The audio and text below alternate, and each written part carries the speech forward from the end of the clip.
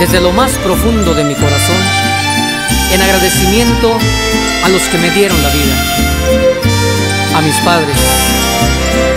Gracias por todo.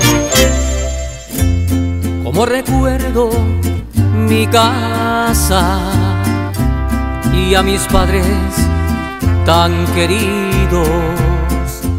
Daniel Soza Jr. sees the world and humanity much like his parents, non-judgmental and with tolerance. There's an old saying, you can't hit a home run unless you step up to the plate.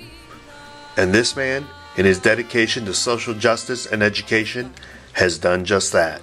I remember since I was 6, 7 years old, always being, with my dad, seeing him involved with the Women of the World, the Unión Cívica Mexicana, Cesar Chavez, forming the Mexican-American Softball League. So he was always involved with this, and I saw that. Like his father, Soza Jr. says, you have to dig deep down when facing challenges.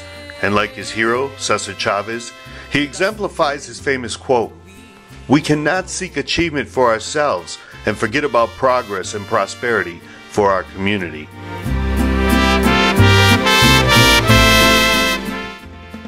Dan would graduate from St. Joseph High School in 1966 and then attend Michigan State University. It was there that his activism really kicked in. He was instrumental in organizing a Chicano student group at MSU called Mexican Americans at State, MAS, to begin advocating for Chicano student recruitment. This group would eventually become MEXA, and they were involved in sit-ins protesting the administration. Moratoriums, there were sit-ins for the Vietnam War, for equality. Por una causa y la misma razón, unidos todos y se puede. My dad had brought Cesar Chavez to Saginaw a number of times, and they picketed together the old stores. Chavez taught everyone how to talk with the owners. Cesar Chavez was a non-violent man.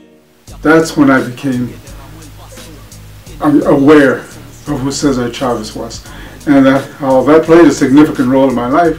Chavez left a huge impression on the young Soza.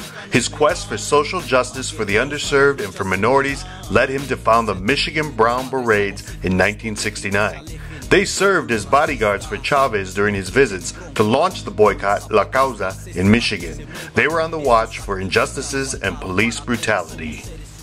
Dan went from activist to mentor to teacher within the education realm.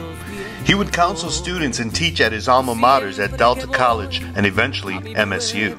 And of course, all the while pushing education with his children, Tanya, Inez, and Danielle. Pues voy a ver a mis padres, es que son mi adoración. When I first started my college career at Delta College, I was fortunate enough to meet Dan Soza. He took a great interest in all of his students, and at one point I actually had decided to drop out because of transportation issues. Well, I'll be darned if Dan wasn't there the next day picking me up at my house and telling me, "I got a ride for you." And he drove me back and forth all semester. And so I can't even imagine what my life would be at this point if Dan hadn't stepped in and intervened.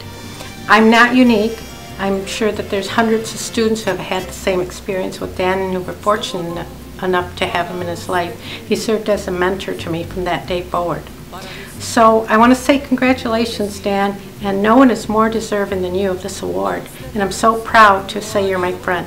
Congratulations. His public service intensified with a run for political office in 1993. Dan ran for Saginaw City Councilman and was the second top vote getter to become the first Latino elected councilman in the city's history. He would serve until 2005. There were a lot of challenges for the city in terms of their budget, and I don't know if you realize it, but the city runs $100 million a year budget. In over 12 years, that was a lot of budgeting. Activist, counselor, teacher, leader. Daniel G. Soza has worn all these hats, and today he advocates a simple principle that came from his parents: to support each other. He has stepped up to the plate and has hit a home run. Que sí se puede.